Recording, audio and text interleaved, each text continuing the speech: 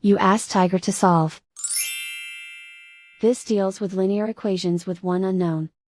The final result is x equals -11/4. Let's solve it step by step. Simplify the expression. Group like terms. Simplify the arithmetic. Group all constants on the right side of the equation. Subtract 11 from both sides.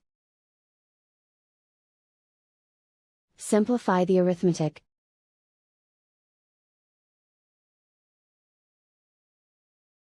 Isolate the x. Divide both sides by 4. Simplify the fraction. And so the final result is x equals -11/4.